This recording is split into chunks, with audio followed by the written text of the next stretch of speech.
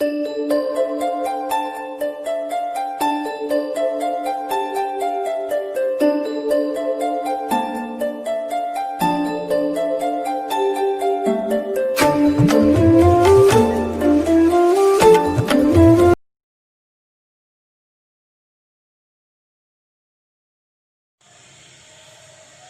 பரிசுத்த நாமம் மகிமைப்படுவதாக.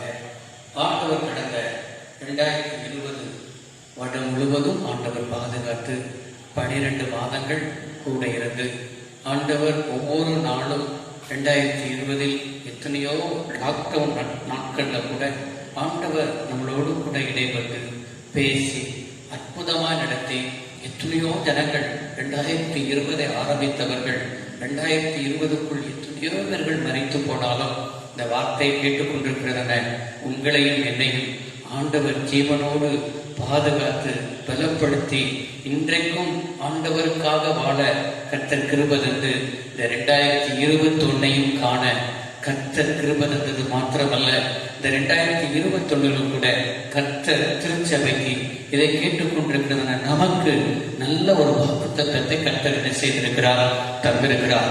ஏசாயா தீர்க்கதரிசன புத்தகம் 29 அதிகாரம் 22 வசனம். ஆபிரகாமை மீட்டுக் கொண்ட கர்த்தர் யாக்கோபின் வம்சத்தை குறித்து இனி யாக்கோபு வெட்கப்படுவதில்லை, இனி அவன் முகம் செத்து போவதில்லை. வானத்தை பூமியையும் உண்டாக்கின சர்வவல்லமை உள்ள தெய்வமே, எங்கள் அன்பு இரட்சகரே, உம்முடைய குமாரனாகிய இயேசுவின் நாமத்தில் இந்த புதிய வருஷத்தில் இந்த 2021 வருஷத்துல கூட உம்மை நோக்கி பார்க்கிறோம் அப்பா. இனி நீ வெட்கப்படுவதில்லை, இனி உன் முகம் செத்து போவதும் இல்லை என்று எங்களோடு கூட தீர்க்கமாய் பேசிக் கொண்டிருக்கிற எங்கள் தகப்பனே, இந்த வார்த்தையை இந்த காணொளி மூலமாய் எங்கெங்கெல்லாம் உட்கார்ந்து இந்த வார்த்தையை கேட்கிறார்களோ கேட்கிற பிள்ளைகள் உண்மையிலே ஆசீர்வதிக்கப்படுவார்களாக, உண்மையிலே இந்த வார்த்தைக்குரிய ஆசீர்வாதங்களை பெற்று அனுபவிப்பார்களாக என்று சொல்லி ஆசீர்வதிக்கிறேன். இது அநேக ஜனங்களுக்கு ஆசீர்வாதமாய் இருக்கு கர்த்தர் கிருபைதாரம். இதன் மூலமா அநேக ஜீவனுள்ள சாட்சிகள் எழுப்ப கர்த்தர் கிருபைதாரம் ஜெபிக்கிறோம். இயேசுவின் நாமத்தில் வேண்டி கேட்கிறோம் நல்ல பிதாவே, ஆமென். எனக்கு அருமையான கர்த்தருடைய பிள்ளைகளே, இந்த புதிய ஆண்டில் உங்களை பார்ப்பது மிக்க மகிழ்ச்சி அடைகிறேன். ஏசாயா தீர்க்கதரிசன புத்தகம் 29 அதிகாரம் 22 வசனத்தில் வாசித்தோம். இனி நீ வெட்கப்படுவதில்லை, இனி உன் முகம் செத்து போவதில்லை என்று ஆண்டவர் நம்மளோடு கூட ஆண்டவர் பேசிக் கொண்டிருக்கிறார்.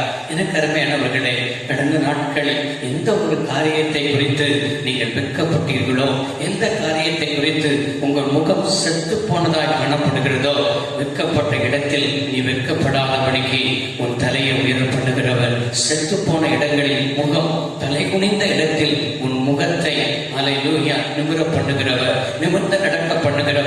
எனக்கு அருமையானவர்களே, எந்த ஒரு சூழ்நிலையில் இழப்பின் மத்தியில் இருக்கிறீர்களா, சிறுமைப்படுத்தப்படுகிற அனுபவத்தின் மத்தியில் இருக்கிறீர்களா, எந்த காரியத்தை குறித்து நீங்கள் வேதனையோடு கூட இருக்கிறீர்கள், 2020 ஆண்டவர் முடிக்க செய்தவர் இந்த 2021 கூட நம்மளோடு கூட ஆண்டவர் பேசின வார்த்தையின்படியே ஆண்டவர் இந்த வருஷத்தில் இனி நீ வெட்கப்படுவதில்லை என்று சொன்னவர், இனி உன் முகம் செத்து போவது இல்லை என்று சொன்னவர், அப்படியே கர்த்தர் என்ன செய்வார், அற்புதங்களை செய்வாராக. பரிசுத்த லூக்கா எழுதின சுவிசேஷ புத்தகம் 8 அதிகாரம் 41 வசனத்தில் என்ன செய்கிறோம், ஆண்டவருடைய வார்த்தை இவ்வாறாய் வாசிக்கிறோம். இயேசு தேடி ஒருத்தன் என்ன செய்கிறான், ஜெப ஆலய தலைவனாய் இருக்கிற எவரு என்கிற ஒருவன் இயேசுடைய பாதத்தில் விழுந்து 12 வயது உள்ள தன்னுடைய குமாரத்தி மரண அவஸ்தைப்படுகிறார் என்று இயேசுவை என்ன செய்கிறான், வருந்தி கேட்டுக் கொடுக்கிறான். நீ வாரும், என் பிள்ளையை என்ன செய்ய சொன்னால் குணமாக்க நீர் வாரும் என்று சொல்லி அவரை அவன் வீட்டுக்கு அழைக்கிறான். ஆண்டவர் அவனுடைய வார்த்தைக்கு இணங்கி அந்த எவ்வேறு வீட்டுக்கு என்ன செய்கிறார், கடந்து செல்கிறார். கடந்து செல்லும் பொழுதே இடையில் ஒரு மனிதன் என்ன செய்கிறான்னு சொன்னால், வந்து அதே லூக்கா 8 அதிகாரம் வசனம் 49 வாசிக்கிறோம். அவர் இப்படி பேசிக் கொண்டிருக்கையில் ஜெப ஆலய தலைவருடைய வீட்டிலிருந்து ஒருவன் வந்து அவரை நோக்கி, உம்முடைய குமாரத்தி மரித்து போனார், போதகரை வருத்தப்படுத்த வேண்டாம் என்றார். ஆமென். பாருங்க, இயேசு அந்த பிள்ளையை குணமாக்க போகிறார், அந்த பிள்ளையை சுகப்படுத்த போகிறார். அந்த எதிர் வீட்டிலிருந்து ஒருவன் ஓடி வந்து, உன் பிள்ளை மரித்து மரித்து போனது என்று என்ன செய்கிறான், செய்தியை சொல்கிறான். எப்படி இருந்திருக்கும், எவ்வளவு அவனுடைய இருதயம் தைக்கப்பட்டிருக்கும். வெட்கப்படுகிற ஒரு சூழ்நிலையில், முகம் செத்து போகிற ஒரு சூழ்நிலையில், இப்படிப்பட்ட ஒரு இக்கட்டான சூழ்நிலையில், அந்த நிலைமையில கூட ஆண்டவர் எவ்வீர வீட்டுக்கு கடந்து சென்று அவர் சொன்ன ஒரு வார்த்தை என்ன சொன்னார் என்று சொன்னார், பிள்ளை மறிக்கவில்லை, பிள்ளை நித்திரையாய் இருக்கிறது என்று சொன்னார். ஆமென், அல்லேலூயா. இந்த வார்த்தையை கேட்கும் பொழுது அநேகர் என்ன செய்தார்கள் என்று சொன்னால், இயேசுவை பார்த்து நகைத்தார்கள் என்று சொல்லப்பட்டிருக்கிறது.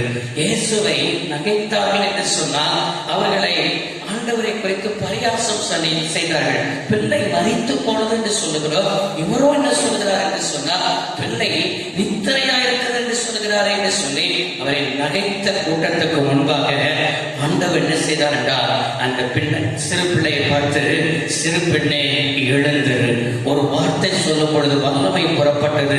அந்த வார்த்தையிலேயே அநேகருடைய முகங்கள் செத்து போகத்தக்கதாக இவருடைய இவருடைய குடும்பத்தில் ஆண்டவர் ஒரு அற்புதத்தை செய்யத்தக்கதாக கர்த்தர் கிரியை செய்தார்.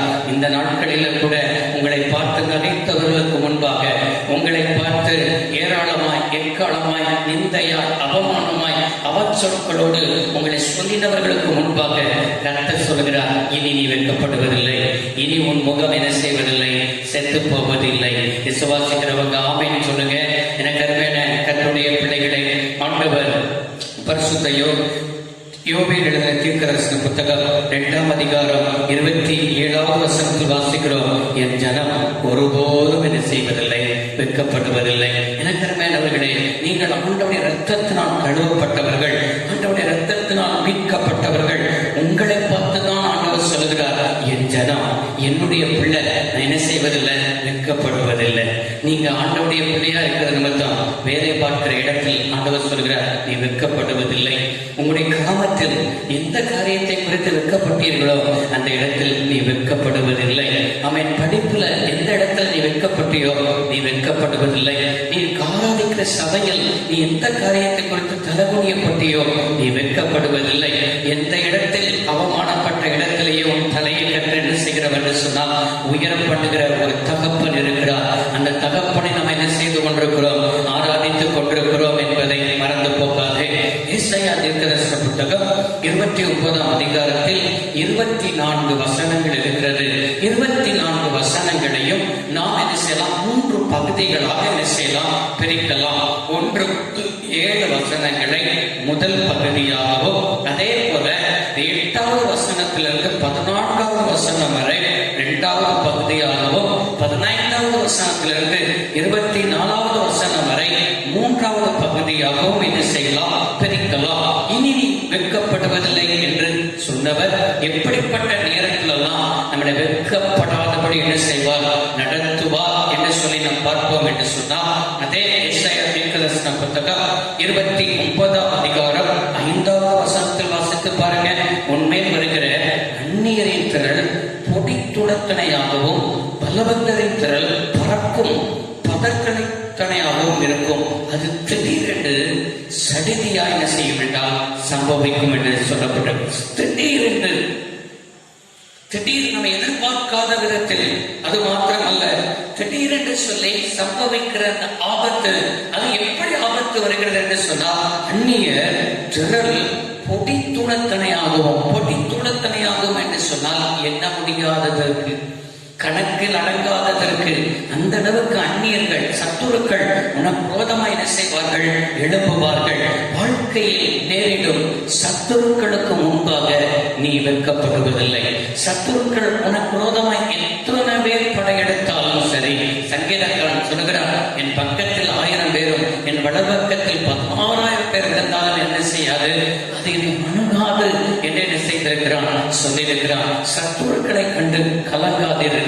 சத்துருக்கள் பொடி துளத்தனியாய் வந்தாலும் கூட அன்றைய வாக்குத்தத்தத்தை நினைவு கூறுங்கள், அன்றைய வார்த்தையை நினைவு கூறுங்கள். அவர் சொன்ன வார்த்தையை நீங்கள் மனதில் பிடித்துக் கொள்ளுங்கள். அங்கே என்ன சொல்லியிருக்கிறார் என்று சொன்னால், அல்லேலூயா, எனக்கு அருமையானவர்களே, இப்படிப்பட்டதன் பொடி துளத்தனையாக அவர்கள் வந்தாலும் சரி, 7வது வசனத்தில் அரியன் மேல் யுத்தம் பண்ண திரளான சகல ஜாதிகளும் அதன் மேலும் அதன் அரண்மனை மேலும் யுத்தம் யுத்தம் பண்ணி அதற்கு இடுக்கண் செய்கிற அனைவரும் ராக்கால தரிசனமாகிய சொப்பனத்தை காண்கிறவர்களுக்கு என்ன செய்வார்கள்?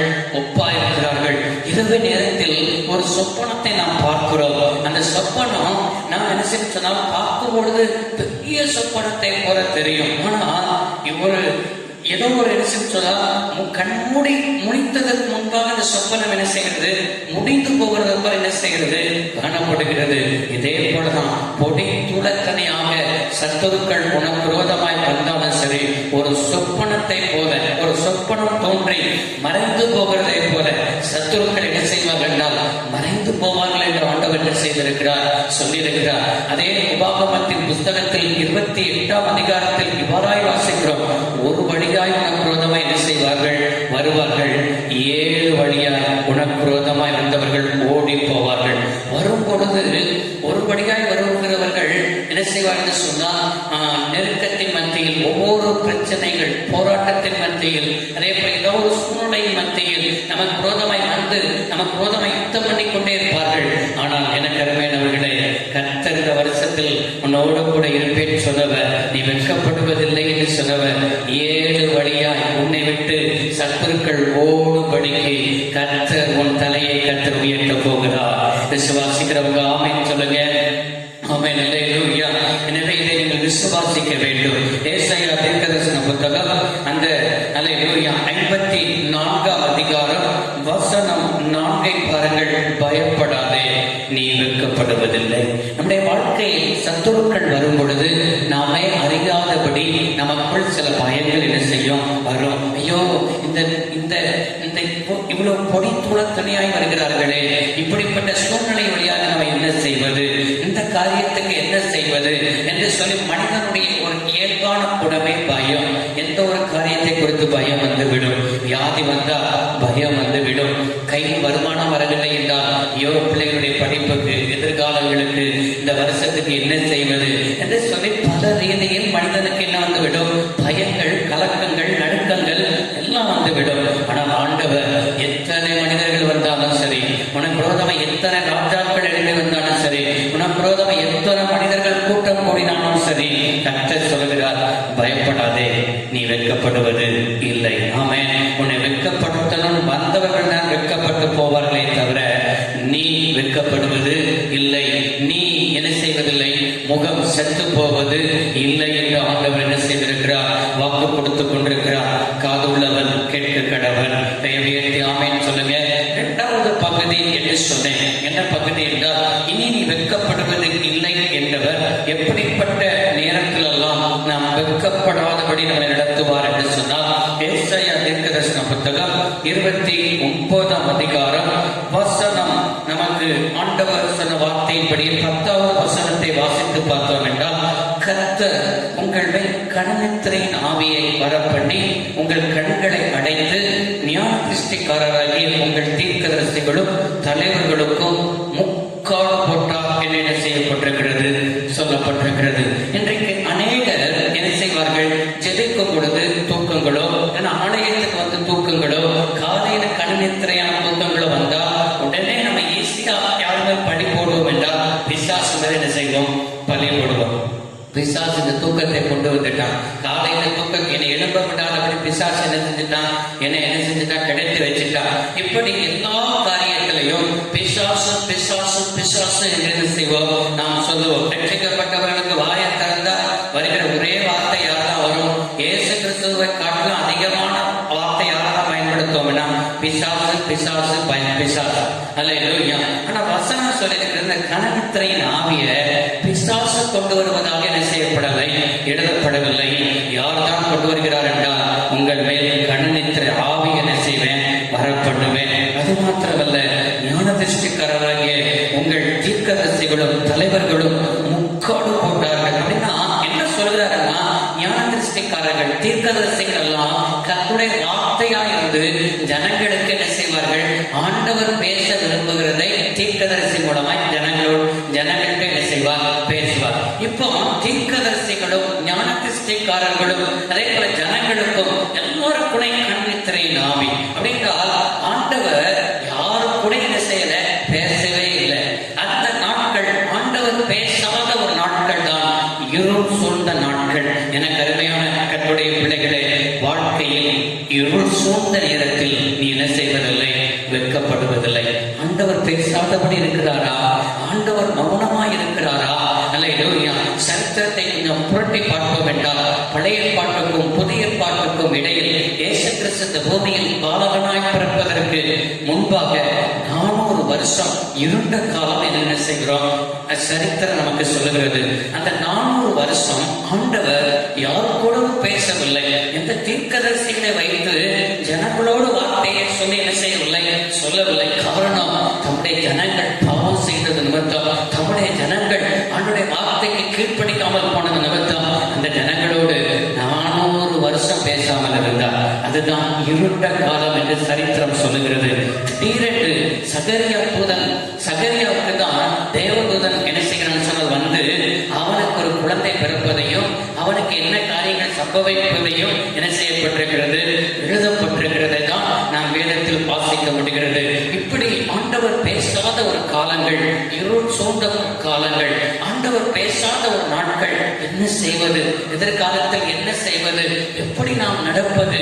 எப்படி நாம் எந்த காரியத்தை செய்வது? எங்க போவது? யார்கிட்ட என்ன செய்வது என்று சொல்லி நமக்கு எதுவுமே தெரியாதபடிக்கு, நம்மை சுற்றிலும் என்ன நடக்குதுன்னு சொல்லி விளங்காதபடிக்கு ஏதோ ஒரு வாழ்க்கை வாழ்கிறதை போல காணப்படும். இதே போலதான் உங்க வாழ்க்கை நடந்து கொண்டிருக்கிறது. உங்க வாழ்க்கையில சில பேருடைய வாழ்க்கையெல்லாம் பார்ப்போம் என்றால், ஏதோ வாழ்கிறேன், ஏதோ நான் இந்த பூமியில பிறந்துட்டேனேன்னு சொல்லி ஏதோ ஒரு வேண்டாம் விருப்பக்காக வாழ்கிறதை போல சிலர் வாழ்ந்து கொண்டிருக்கிறீர்கள் அல்லவா? உங்களை பார்த்துதான் கர்த்தர் சொல்கிறார், உன் வாழ்க்கையில ஒரு இருள் சுட்டதை போல, உனக்கு வழிகாட்டுவதற்கு யாரும் இல்லாமல், பாதை காட்டுவதற்கு யாரும் இல்லாமல், ஒரு தனி மரத்தை போல என்ன செய்வதென்று சொல்லி திகைத்து போய் கொண்டிருக்கிற உன்னை பார்த்துதான் கர்த்தர் சொல்லுகிறார், உன் வாழ்க்கையில் இருள் சூழ்ந்த அனுபவத்தில் நான் உன்னை நடத்த போதுமானவர். நீ வெட்கப்படுவதில்லை, உன் முகம் என்ன செய்வதில்லை? செத்து போவது இல்லை என்று ஆண்டவர் சொல்லிக் கொண்டிருக்கிறார். நீ இப்படி இருள் சூழ்ந்த நேரத்திலும் கூட நமக்கு அநேகர் என்ன சொல்வார்கள் என்று சொன்னால், அங்கே வேதத்தில் இவ்வாறாய் வாசிக்கிறோம். 11வது வசனமும் 12வது வசனத்தில் வாசிக்கிறோம், தரிசனம் எல்லாம் உங்களுக்கு முத்தரிக்கப்பட்ட புஸ்தகத்தின் வஸ்திரங்களை போல இருக்கும்.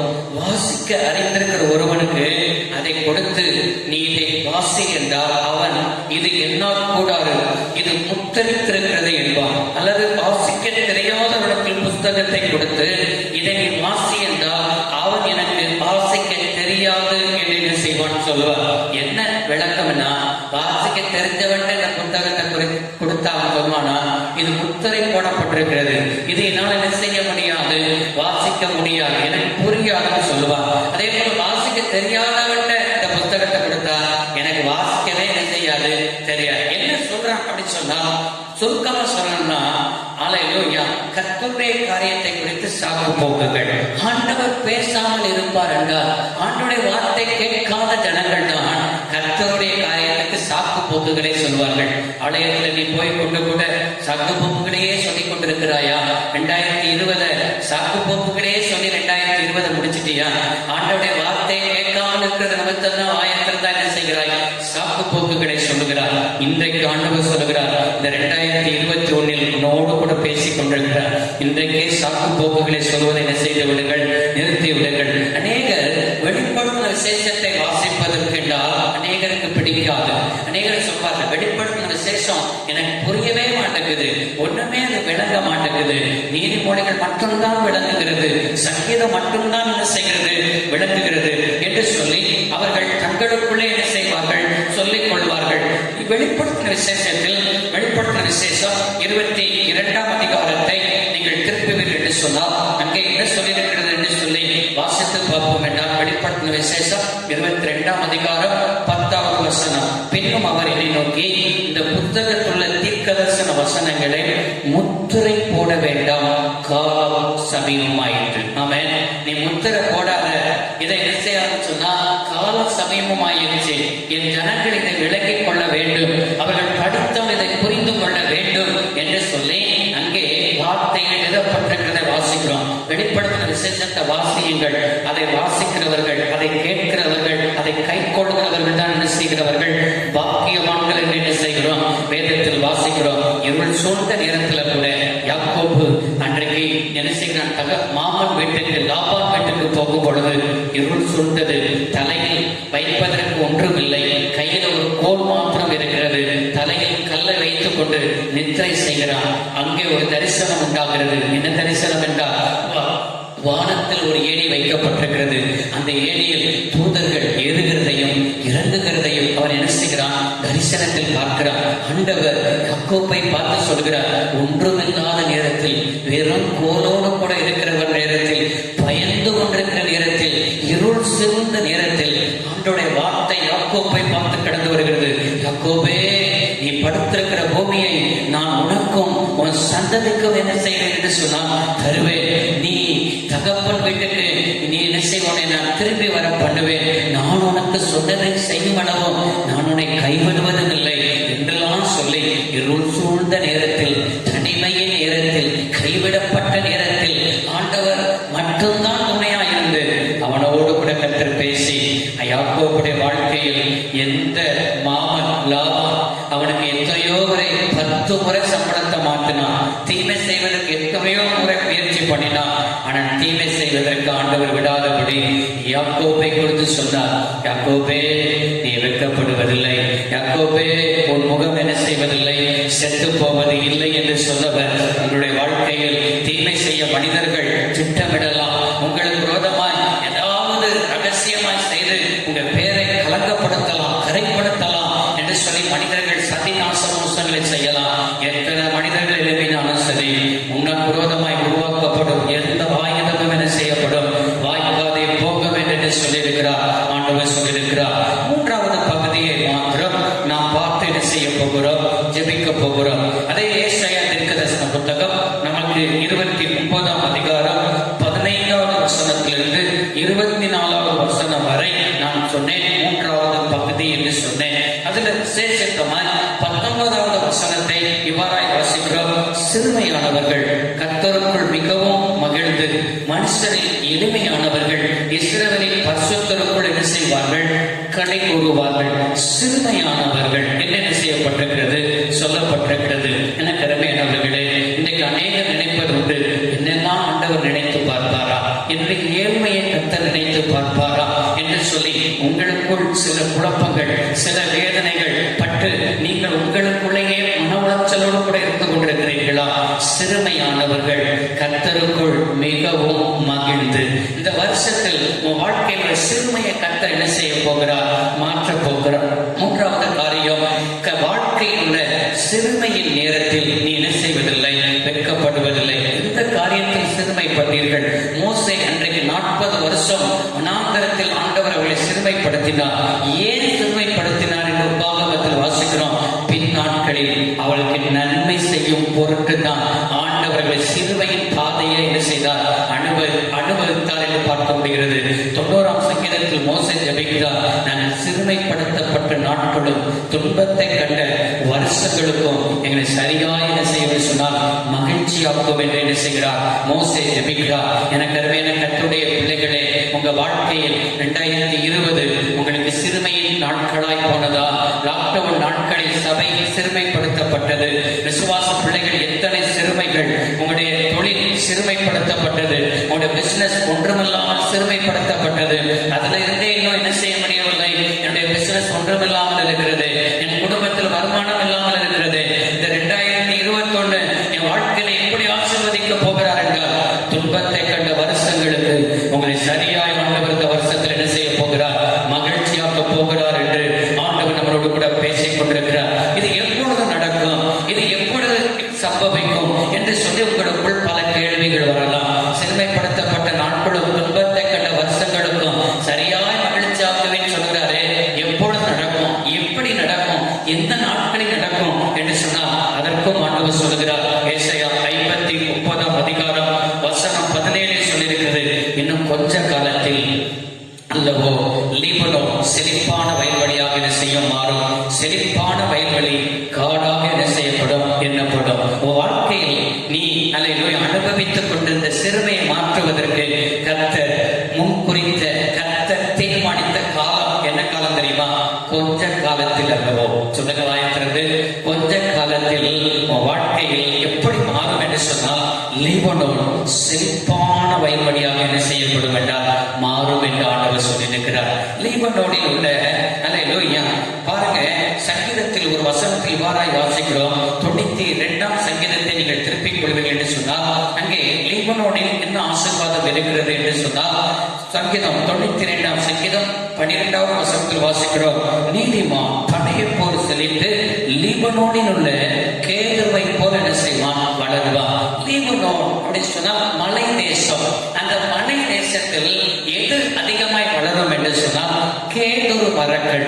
கேதுரு மரங்கள் என்ன செய்ய சொன்னால் உயரமாய் வளருமா, அது செழிப்பான சொன்னால் காடாய் காணப்படுமா. உன் வாழ்க்கையில இந்த நாட்கள்ல எதெல்லாம் உன் மரம் பட்டு போனதாய், கனியேற்றதாய், செழிப்பு இல்லாதபடி உன் வாழ்க்கை ஒரு இலையே இல்லாதபடி, பசுமே இல்லாதபடி காய்ந்து போன ஒரு மரத்தை போல 2020 காணப்பட்டதுக்காக இந்த 2021 ஆண்டவர் சொல்லுகிறார், நீ லீபனோனில் உள்ள கேதுவை போல நீ ஓங்கி வளரும்படி உன்னை அநேகர் அல்லேலூயா உற்று பார்க்கத்தக்கதாக உன்னை ஆண்டவர் அப்படிப்பட்ட வளர்ச்சியை கர்த்தர் செய்கிறார். கொஞ்ச காலத்தில் உன் பிசினஸ் வளரும், உன் தொழில் வளரும், அல்லேலூயா குடும்பத்தில் என்னென்ன காரியங்கள் வளரும், எல்லாவற்றும் ஒரு வளர்ச்சி. லீபனோனில் உள்ள கேதுவை போல என்ன செய்வீர்கள், வளர்வீர்கள். அது எப்படி வளரும்னு சொன்னால் செழிப்பான வயல்வெளியாக என்ன செய்யப்படும் என்றால் எண்ணப்படும் என்று சொல்லப்பட்டிருக்கிறது. எனக்கு அருமையானவர்களே, இந்த வார்த்தையின்படியே கர்த்தர் உங்களை என்ன செய்வார், ஆசீர்வதிப்பார். விசுவாசிக்கிறவன் எவனோ அவன் தான் என்ன செய்வதில்லை, வெட்கப்படுவதில்லை. இந்த வார்த்தையை நீ அப்படியே விசுவாசிப்பீர்கள் என்று சொன்னால் உங்களுக்கு கடைசியில் ஏசாயா தீர்க்கதரிசன புத்தகம் 61ஆம் அதிகாரத்தில் ஒரு வார்த்தையை சொல்லி நான் உங்களை ஆசீர்வதிக்க ஜெபிக்க விரும்புகிறேன். ஏசாயா 61 வசனம் 7, உங்கள் வெட்கத்துக்கு பதிலாக இரண்டத்தனையான என்ன செய்ய சொன்னால் பலன் வரும் என்று சொல்லப்பட்டிருக்கிறது.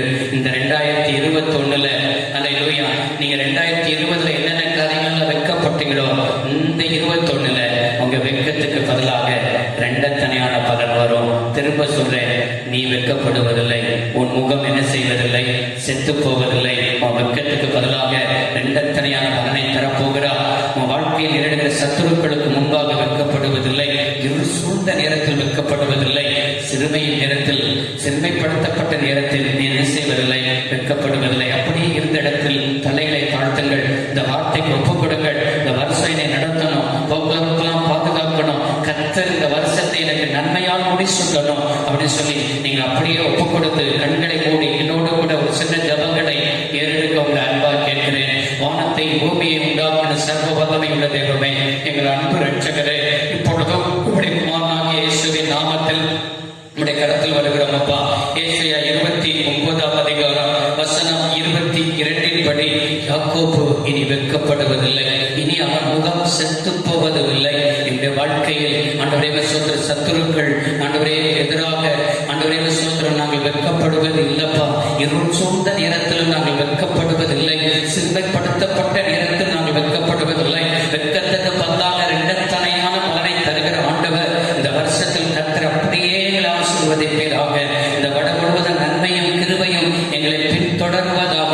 ஆபிரகாமை ஆசீர்வதித்தவர், ஈசாக்கை ஆசீர்வதித்தவர், யாக்கோபை ஆசீர்வதித்தவர், நம்முடைய முற்பிதாக்களை ஆசீர்வதித்தவர், சிலுவையில் சம்பாதித்த அத்தனை ஆசீர்வாதங்களும் இந்த வார்த்தை கேட்கிற பிள்ளைகளுடைய வாழ்க்கையில் படிப்பதாக என்று சொல்லி நாங்கள் ஜெபிக்கிறோம். கர்த்தர் இந்த வருஷத்தில் ஆண்டவரே ஸ்தோத்திரம் எங்களுக்கு ஆண்டவரே சகல விதமான ஆசீர்வாதங்களை கர்த்தர் எங்களை ஆண்டவர் ஆசீர்வதிக்க ஜெபிக்கிறோம்.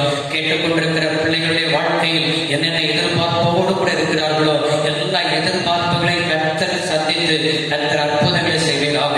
நம்முடைய நாமத்தை மகிமைப்படுத்துவதாக. இந்த வார்த்தை கேட்ட பிள்ளைகள் இந்த வார்த்தையின் ஆசீர்வாதங்களை பெற்று அனுபவித்து அநேக சாட்சிகள் எழுப்ப கற்றுக் கிருபை தாரும். இயேசுவின் நாமத்தில் வேண்டி கேட்கிறோம் நல்ல பிதாவே, ஆமென்.